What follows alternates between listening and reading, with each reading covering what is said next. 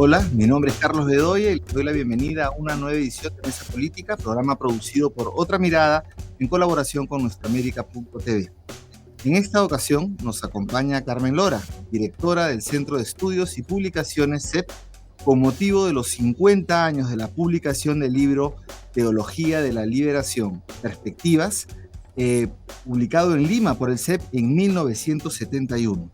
Esta importante obra del padre Gustavo Gutiérrez, La Teología de la Liberación, que cambió la manera de hacer teología en América Latina y en el mundo, es, en palabras de Rita Segato, una de las 4 teorías originadas en el suelo latinoamericano, junto con la pedagogía del oprimido, la teoría de la marginalidad y la perspectiva de la colonia del poder, que lograron cruzar la frontera que divide el mundo entre el norte y el sur geopolíticos y alcanzaron gran impacto y permanencia en el pensamiento mundial. Pero la teología de la liberación no se define solo como una teoría para sus estudiosos. Es en realidad la sistematización de la experiencia y prácticas de comunidades cristianas frente a la opresión económica, a la opresión política y humana. Y hoy en general se vincula contra todo tipo de opresión. Sobre esto precisamente vamos a dialogar con nuestra invitada, Carmen Lora, quien ha acompañado al padre Gustavo Gutiérrez en estos 50 años como parte de su equipo editor en el Perú. Carmen Lora es psicopedagoga de profesión, coautora del libro Mujer, víctima de la opresión, portadora de liberación, y ha estado ligada al Centro de Estudios y Publicaciones que hoy dirige como editor y periodista, además de una larga trayectoria en diversas instituciones y organizaciones sociales. Bienvenida, Carmen, un gran gusto tenerla aquí. Gracias, Carlos. Para mí también es un honor y un placer estar con ustedes, con tu audiencia, y poder compartir este evento que es el aniversario de la publicación de Teología de la Liberación hace ya 50 años. Así es, qué orgullo, además de tener esta teología nacida en Perú, ¿no? Y que ha cambiado efectivamente la manera de hacer teología, ha influenciado a nuevos teólogos y teólogas en el Perú, en América Latina y en todo el mundo. Además de las ciencias sociales, de diversos profesionales que la estudian y tal. Entonces vamos a conversar un poquito y estamos con una voz autorizada además. En primer lugar, ¿cómo surge la teología de la liberación, esta sistematización por parte del padre Gustavo Gutiérrez? Mira, yo creo que el surgimiento está muy ligado a dos elementos, dos actores, ¿no? Uno es el momento de la Iglesia en los años 60, donde hay un acontecimiento universal que es el Concilio Vaticano II, que se realiza, digamos, entre el 62 y el 65, y que abre, digamos, como en palabras de Juan XXIII, intenta abrir la Iglesia a las puertas del mundo y mirar lo que está pasando, los grandes acontecimientos, los grandes cambios. Es un momento de muchos cambios en el mundo, y que busca, inspirándose en el Evangelio, leer lo que ocurre, en palabras evangélicas, leer los signos de los tiempos para saber cómo responder pastoralmente a eso. Eso fue muy marcante en el concilio, y eso entonces fue retomado por la Iglesia latinoamericana, por todos los que integraban la Iglesia, digamos, los obispos, pero también los sacerdotes, las religiosas, los laicos. Y mirar entonces el mundo, la realidad que rodea, en América Latina tiene una característica muy particular. Así como en Europa mirar el mundo era mirar la modernidad, lo que la modernidad había aportado, en América Latina esta realidad está marcada muy fuertemente por una situación de pobreza, de injusticia, que se hace cada vez más presente, más evidente, no presente porque lo estaba hacía mucho tiempo, pero se evidencia, ¿no? Entonces, ¿qué hacer? ¿Cómo transmitir el mensaje de Jesús en una realidad tan contradictoria? Es una de las preguntas que está, digamos, al inicio de este tipo de pensamiento, y también de la pastoral de toda la Iglesia, no solamente de la teología de la liberación. Y en concreto, para Gustavo Gutiérrez, creo que hay una pregunta más muy presente en esos primeros momentos, es el hecho de que él era, como sacerdote, asesor del movimiento universitario católico de la UNEC. Y primero en el Perú y después en América Latina. Él comienza a ser un asesor de América Latina de los movimientos universitarios alrededor del 67, 66, por ahí. Y entonces él, siendo asesor, conoce la experiencia estudiantil de esa época, ¿no? Un movimiento universitario que justamente estaba muy activo en cuestionar el orden establecido, en generar, digamos, un tipo de protesta, de hacerse presente en la sociedad. Nos acordamos muy bien de lo que pasó en México en Tlatelolco, por ejemplo, en esas épocas, ¿no? Entonces creo que para Gustavo, cómo acompañar a estos estudiantes comprometidos con la realidad, metidos en la política ya de ese momento, cómo acompañarlos en su experiencia de fe, fue una pregunta muy fuerte. Además, en un momento en que también había todo un debate con propuestas que no reconocían una experiencia de fe. Entonces, esas dos fuentes me parece que están muy en la base de lo que Gustavo comience a reflexionar, y como tú bien has dicho, es una teología que parte de esa experiencia, ¿no? Parte de la experiencia, sistematiza la experiencia y la devuelve a la comunidad cristiana. Ahora, bien, ahí viene estas varias conferencias que da Gustavo Gutiérrez en ese momento, siendo la primera la conferencia en Chimbote, donde lo invitan a reflexionar sobre la teología del desarrollo. Pero él cambia, ¿no?, rápidamente, y dice, no, vamos al concepto de la liberación, ¿no? Entonces, ¿qué implica el concepto de liberación? ¿No? ¿Cuál es el alcance de esa liberación que él plantea en Chimbote, y que luego la transcripción de esa conferencia se convierte en el primer libro, ¿no? El primer borrador del libro, digamos. El primer borrador. ¿Recuerdas bien? O sea, la conferencia de Chimbote es como esa primera formulación de la experiencia pastoral que él había tenido en años anteriores, ¿no?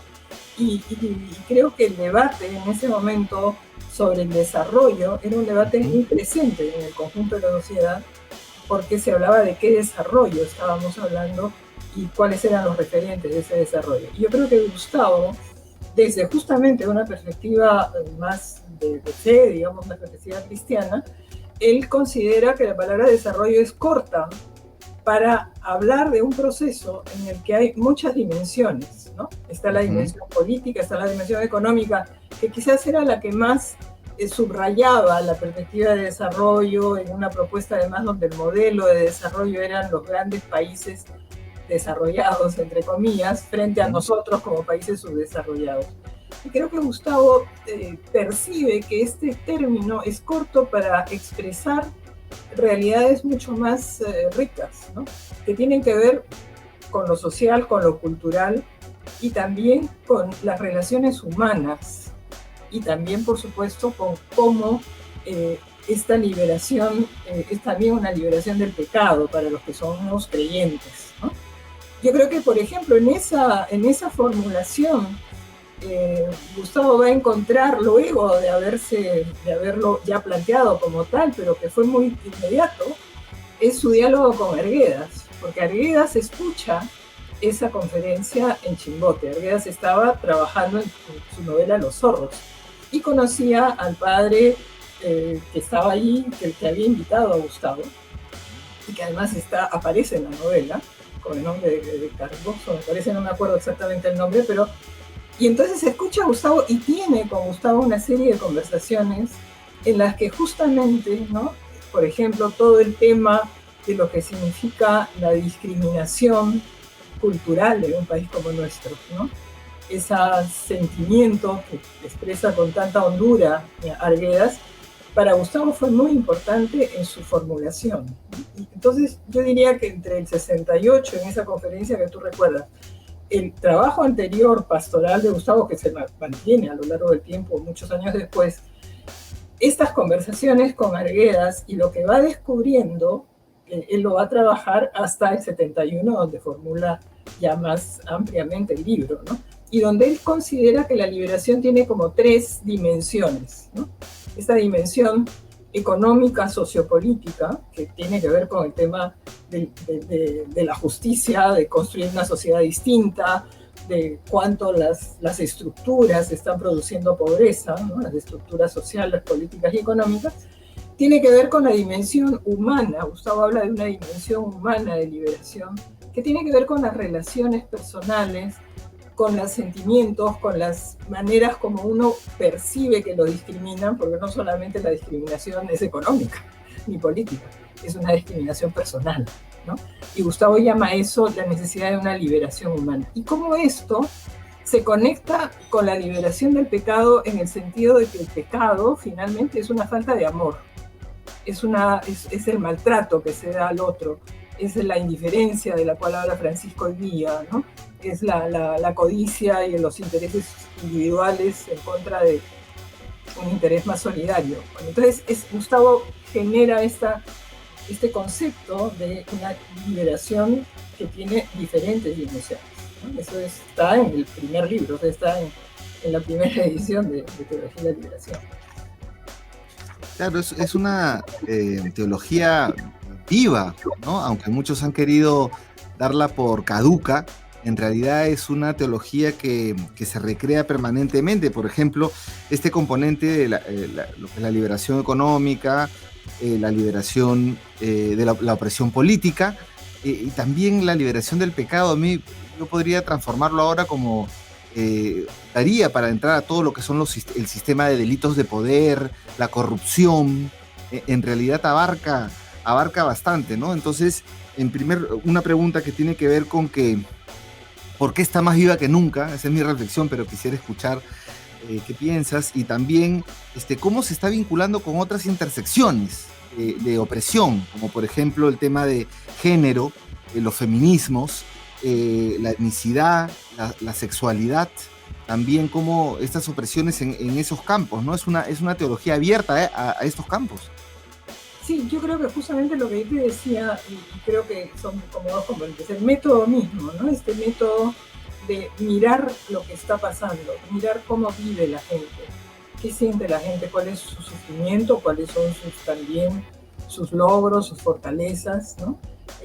Creo que ese es un elemento muy importante, y creo que una perspectiva en la cual esta realidad es el punto de partida hace que la vigencia camine con la historia. O sea, si yo tengo que mirar la realidad, tengo que mirar la realidad de ahora, no voy a mirar la realidad de hace 50 años. O sea, hoy día, digamos, reflexionar desde la perspectiva de la teología y la liberación no puede basarse en una realidad de hace 50 años, tiene que basarse en lo que está ocurriendo en el día de hoy, ¿no? En el siglo XXI, en el momento en el que estamos. Creo que ese es un tema central. Y uno segundo es justamente esta sensibilidad a que lo humano no se reduce a una sola dimensión, ¿no? Hoy hemos tenido un seminario donde algo de esto se ha trabajado bastante. La experiencia humana es tremendamente rica y tiene miles de dimensiones. Y entonces creo que ahí hay yo te diría, un sustrato evangélico muy fuerte, ¿no? Creo que Gustavo se basa mucho en cómo Jesús se aproxima a la gente. O sea, Jesús se aproxima a la gente desde su realidad concreta y desde aquello que está viviendo.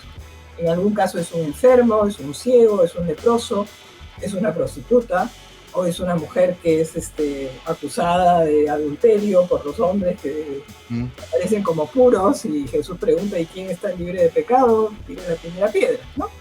Y revierte totalmente una condición, una relación de género que era bastante tradicional y que sigue siendo lo demás hoy día. Entonces, me parece que esa sensibilidad que Gustavo tiene a partir de lo humano, a partir del rostro concreto, ¿no? Gustavo además pelea mucho cuando habla de no hablemos de los pobres como categoría solamente.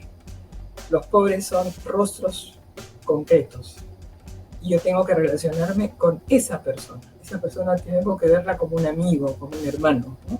Entonces, esa sensibilidad de concreción en la relación, yo creo que hace que sea una teología o una mirada teológica que se abre a las nuevas perspectivas, condiciones. Entonces, yo creo que hoy, por ejemplo, en un momento en el que están tan a flor de piel, ¿no? Situaciones de discriminación como las que tú has mencionado, ¿no? Las que tienen que ver con la mujer, pero que tienen que ver también con una diversidad sexual, o las que tienen que ver también con la etnicidad, con el tema del color de la piel, ¿no? Lo que hemos visto con esta muerte de Floyd en Estados Unidos, ¿no?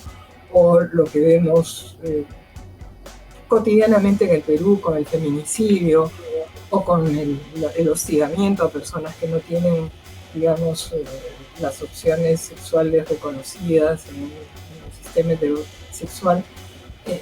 Me parece que son experiencias desde las cuales hoy día esta metodología, este marco conceptual, podemos hablar también en esos términos de la teología de la liberación, es cómodo usarlo, es útil usarlo, y creo que es ahí donde me parece que radica su vigencia, ¿no? La vigencia está no solamente en lo que comenzó hace 50 años, sino en que es útil hoy día para la gente y que quien se acerca lo utiliza, ¿no? Lo puede utilizar de acuerdo a su propia vivencia, a sus propias inquietudes también. Qué interesante, porque se está viendo, claro, la teología de la liberación como marco teórico, como sistematización de experiencias, y de ahí el marco teórico que se formula, un nuevo vocabulario, como método también, como un método de acercamiento. Esto que acabas de señalar sobre la categoría de la pobreza, ¿no? No ver a los pobres como una categoría, sino no cosificarlos, que también significa, sino verlos como un sujeto de transformación. Y de ahí creo que hay un gran aporte a las ciencias sociales, además de en qué momento surge, ¿no? Entonces, este es el aporte que tú ves a las ciencias sociales que ha tenido la... Mira, yo creo que ha habido un diálogo muy rico con las ciencias sociales, ¿no? Y quizás hay un elemento que no solamente tiene que ver con las ciencias sociales, tiene que ver con la teología, pero que tiene como una consecuencia muy importante para las ciencias sociales en general. Es el concepto que Gustavo trabaja muy fuertemente en el libro, de que la historia es una sola, ¿no? Y que la historia humana es la historia, y es en esa historia que Jesús se encarna y que Dios nos pide, digamos, aceptar su mensaje. ¿Y qué cosa significa eso? Significa que tú tienes que en esta historia, digamos, tener una práctica liberadora, es decir, cambiar las condiciones en las que justamente mucha gente vive en opresión. Entonces, al plantear este elemento de una sola historia, primero, teológicamente, si quieres, es un aporte importante en el sentido de que no hay una historia humana y una historia sobrenatural, ¿no? La historia sobrenatural, donde están los elementos de la fe y donde en el más allá tú puedes pensar en que te vas a salvar. La salvación se construye aquí, ¿no? En esta historia, porque es la historia en la que además Jesús vino. O sea, no es que Jesús estuvo siempre en la historia sobrenatural, es el gran aporte del cristianismo, es esa encarnación, ¿no? Estar en el núcleo de la fe cristiana. Pero a la vez, si tú tomas en serio eso, quiere decir que es acá donde tú tienes que construir fraternidad. Cuando el Papa Francisco ahora nos habla de fraternidad en un texto que es extraordinario, que es su encíclica Fratelli Tutti, nos está diciendo nuestra fe nos lleva a construir fraternidad en el aquí y en el ahora. Yo creo que ese manejo ha sido muy importante para lo cristiano, para la iglesia, pero yo creo que también tiene un elemento muy importante para cómo se conversa con las ciencias sociales, es decir, cómo el referente de una sociedad distinta, ¿no? Y cómo las ciencias sociales, que han aportado mucho a comprender lo que significa la manera como está organizada la sociedad, el poder, las decisiones económicas, etc. Bueno, ¿cuáles son los desafíos? Una vez que tú entiendes esos mecanismos, hay un desafío político, ¿no? Que las ciencias sociales también están llamadas a mirar. Entonces yo siento que es por ahí donde hay una relación, ¿no? Y a la vez es una relación en la cual siempre creo que es necesario, también desde las ciencias sociales, mirar la riqueza de la realidad humana. O sea, también las personas no solamente son estructuras, no solamente están metidas en la estructura social, están metidas en la estructura más cotidiana, que algunos llaman micro. A mí no me gusta ese término porque es micro y es macro, ¿no? Y por ejemplo, ahí el feminismo ha aportado muchísimo. El concepto de que lo privado es público desde el punto de vista feminista, me parece que conversa muy bien con esta mirada de la teología de la liberación de que nada escapa a la necesidad de liberación, ¿no? Ninguna dimensión de lo humano puede escapar. Y creo que es ahí donde me parece que es muy rico el diálogo entre las ciencias sociales y la perspectiva de teología de liberación. Estos aportes que tú decías, Rita Segato, pues conversan entre ellos, ¿no? Conversan mucho y lo han hecho incluso con las personas, con Aníbal, con gente de carne y hueso, digamos, ¿no? Claro que sí, que realmente es interesante y además choca con otras teologías, ¿no? Como esta teología de la prosperidad, donde ahí sí no, la historia es distinta y además uno con ser hijo de Dios basta y tiene todo y el que no es prácticamente el demonio y no interesa, ¿no? Hay una exclusión ahí, sobre todo en la aparición de estos pentecostalismos que generan más bien muchos odios, ¿no? Pero, y entrando, no entrando a lo neopentecostal, de repente se lo podemos ver un ratito, sino a la Iglesia Católica.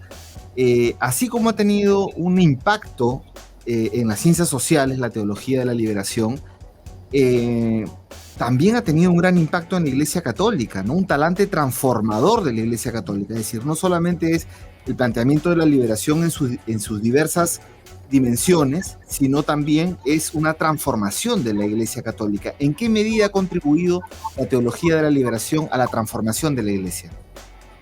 Mira, yo te diría que la transformación de la Iglesia Católica, para mí un referente muy importante y que tiene mucha relación con teología de la liberación es el Concilio Vaticano II. Yo creo que han pasado ya 60 años y todavía no tenemos conciencia suficiente de lo que ese momento ha significado como transformación de la Iglesia. Y Francisco, el Papa, está, digamos, en esa perspectiva buscando aplicar todo lo que en ese concilio se habló y se trabajó y se acordó, ¿no? En ese marco de transformación que tiene mucho que ver con que el concilio es un momento en que la Iglesia se plantea, digamos, cosas muy importantes. Una es regresar a las fuentes, es decir, retomar el mensaje de Jesús, que es fundamentalmente un mensaje de amor al prójimo. Digamos, hay dos textos que se trabajan mucho en esa perspectiva, que son Mateo 25, ¿no? En el que le diste de comer, le diste de beber, etcétera, a mí me lo hiciste, dice Jesús, y el texto del prójimo, del samaritano, del buen samaritano, en que es el samaritano el que sabe compadecerse, el que logra compadecerse del herido, ¿no? Mientras que los sacerdotes y los levitas que habían pasado por ahí se habían hecho la vista gorda. Entonces, yo creo que el concilio toma eso como un referente fundamental, o sea, regresar a la fuente evangélica. En segundo lugar, mirar este mundo que está transformándose, que está cambiando y que tiene avances enormes que desafían a la fe. O sea, el famoso, digamos, diálogo y conflicto a la vez fe-ciencia, ¿no? Digamos, en un proceso de secularización que ocurre en esos momentos, bueno, para la gente que no tenía una experiencia de fe, se planteaba de que, bueno, mientras que el conocimiento avanzaría, ya pues la gente dejaría de creer en un Dios que finalmente servía para tapar huecos, o sea, para resolver preguntas que nadie contestaba, pero que la ciencia las iba a contestar. Y en tercer lugar, el abrirse al mundo ecuménico, a los hermanos que se habían ido de la iglesia, que seguían siendo cristianos y con los cuales había que retomar el diálogo. Esos son los tres, digamos, objetivos del concilio. Teología de la liberación se inserta en ese proceso, ¿no? Y yo creo que ese es digamos, el pozo, como diría Gustavo, el pozo en el que bebe, ¿no? Pero claro, bebe ese pozo desde esta realidad concreta peruana, donde la pregunta no solamente es ¿qué me dice el mundo moderno?, ¿no?, sino ¿qué me dice el pobre? ¿Y cómo le digo yo al pobre, a esta persona que está delante mío, que Dios lo ama? Entonces, yo creo que esa experiencia, digamos, de mirar la realidad de la pobreza de manera muy concreta y muy personal que tiene Gustavo. Yo me parece que ese es uno de los aportes que enriquecen lo que ya estaba en curso, transformándose con el concilio. Y esto es claro, este aporte, digamos, se puede comprobar muy claramente en un discurso del Papa Benedicto XVI, es el Papa que estuvo antes de Francisco, ¿no? Pablo II, después Benedicto XVI.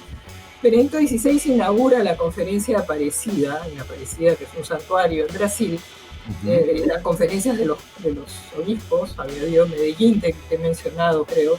Sí.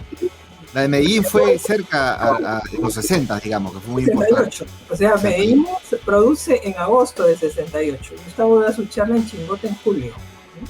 Entonces te das cuenta que es todo ese momento. Sí, Gustavo como asesor de la Andásuri a Medellín.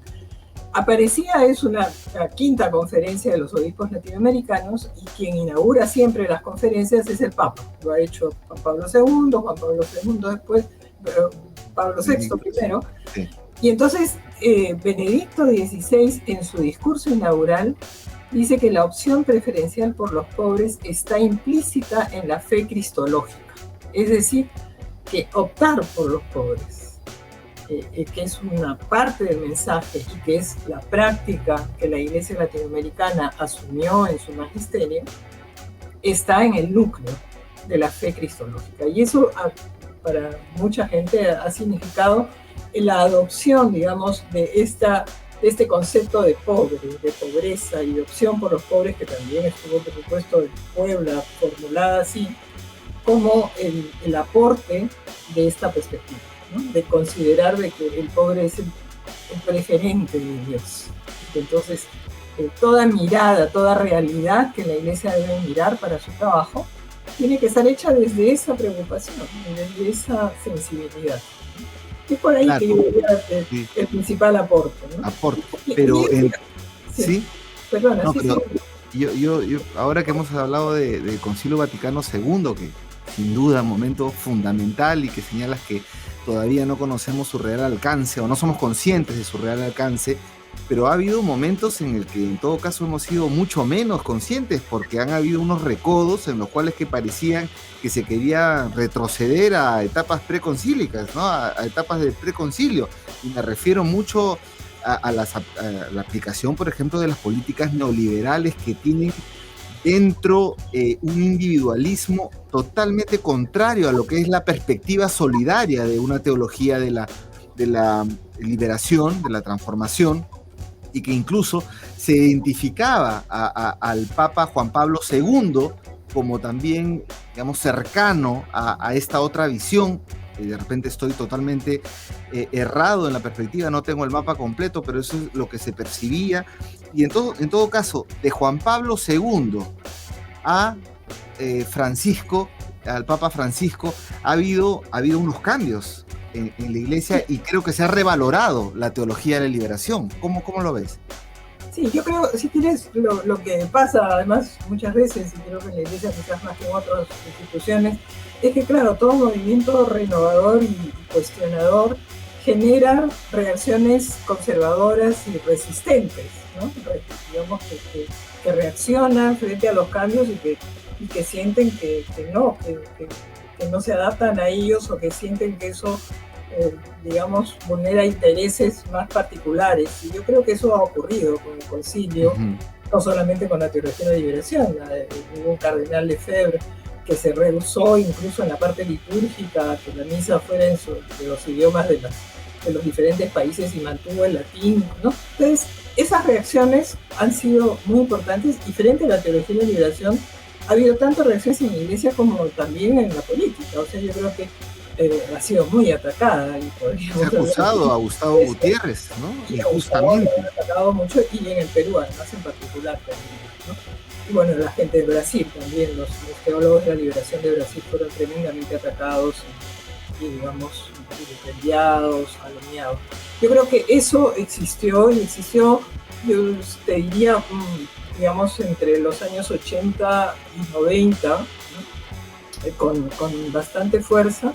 Yo creo que ahí los papas, pues si quieres, claro, son las figuras que aparecen, pero yo creo que quienes generaban estas reacciones y estos ataques no necesariamente eran los papas, eran otras personas que trabajaban en el Vaticano o estaban fuera del Vaticano, ¿no?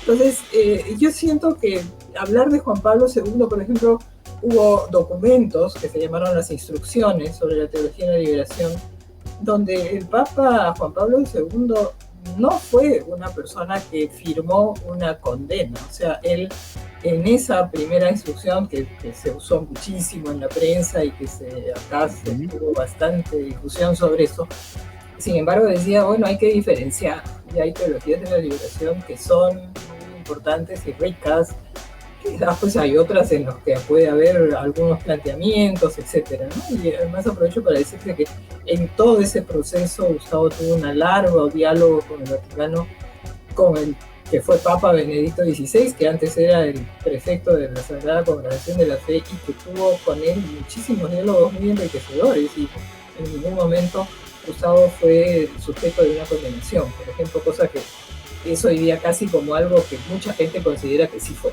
¿no? Bueno, no fue así, pero claro, hay toda una campaña, medios, etcétera, que responden a eso.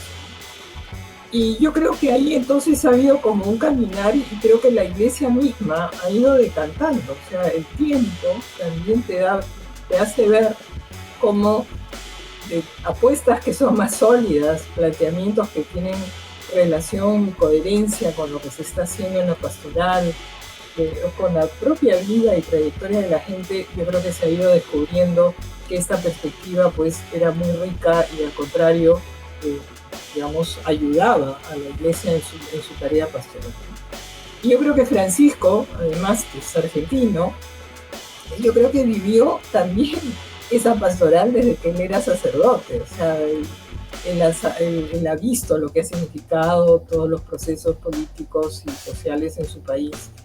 Y Aparecida, además, creo que para él fue muy importante, él fue el responsable de la redacción de ese documento, del documento de Aparecida, y creo que ahí él debe haber también calado cuánto su experiencia argentina era una experiencia más común a otros países, ¿no? Entonces yo creo que esa ola, digamos, de crítica, de agresión, que sin duda se ha dado y que todavía se da, porque todavía eso también existe hoy día, ¿no? Me parece que, sin embargo, el tiempo ha ido decantando y demostrando de que no había fundamento para ese tipo de crítica. Y creo que la Iglesia ha ido caminando también justamente, ¿no? Cuando tú has recordado el individualismo, creo que estamos, lamentablemente, ¿no?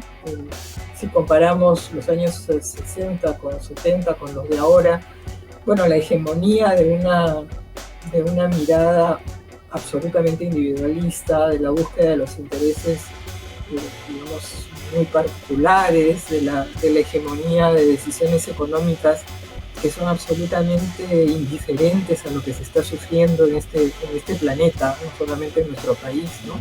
Cuando tú ves lo que se gasta para ir a 10 minutos afuera de la atmósfera, y como hay países que hoy día no tienen vacunas para la pandemia. Claro. Cuando ¿Cómo es la liberación en pandemia, no? Claro, la pandemia nos ha permitido mirar con tanto dolor lo que está ocurriendo. Claro.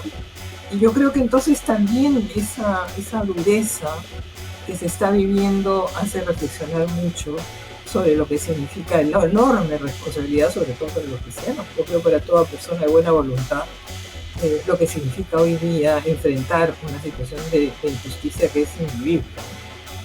Verdaderamente, y que puede terminar con la especie, como lo que va a trabajar ahora el tema ambiental. O sea, estamos en una situación muy, muy complicada. Sí.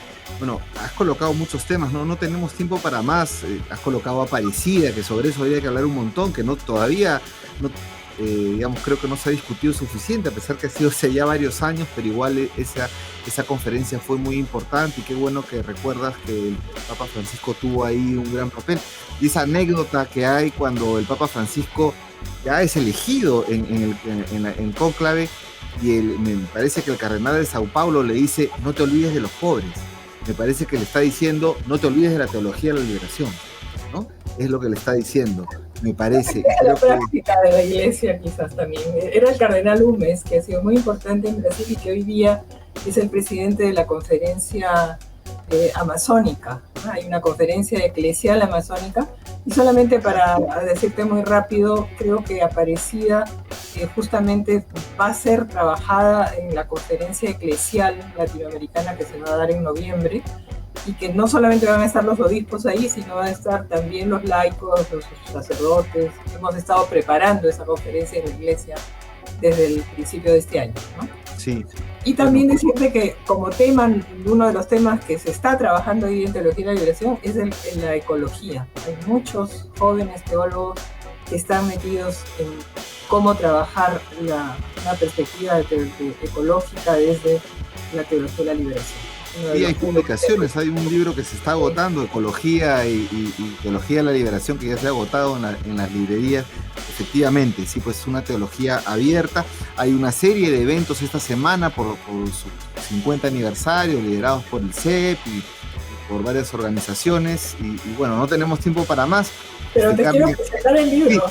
Sí, por favor, el últimas palabras. Como editora, quiero comentarles que hemos contribuido a hacer este libro que se llama Memoria, Presencia y Futuro, a 50 años de la Teología de la Liberación. Lo vamos a presentar en noviembre, y tiene acá la carátula de la primera edición de Teología de la Liberación, que es esta. Claro. Y acá hay 45 personas que reflexionan sobre el aporte de Gustavo Gutiérrez. Sí, que es un aporte enorme que ha influido en las nuevas generaciones de teólogos, teólogas. Conozco varios amigos, Carola Suárez, varios compañeros que han bebido muchísimo de esta teología. Te agradezco mucho, Carmen. Perdona que haya hablado quizás demasiado y que no se haya podido trabajar todos los temas que tú querías. Sí, no, está muy bien, hemos abordado bastante y podríamos conversar muchísimo más, porque esto es fascinante realmente, el aporte del padre Gustavo Gutiérrez hacia los diversos ámbitos de la vida, no solamente en la Iglesia Católica, no solamente al mundo cristiano, sino también al mundo laico, ¿no? Entonces, bueno, muchísimas gracias, Carmen. Gracias, Carlos. Muy buenas tardes. De nada, todo bien. Y bueno, gracias. Y con ustedes, compañeros, compañeras, amigos, amigas, será hasta una nueva edición, y pueden entrar a la página de Otra Mirada y de Nuestra América TV, donde encontrarán esta entrevista, mucho más contenido. Muchas gracias.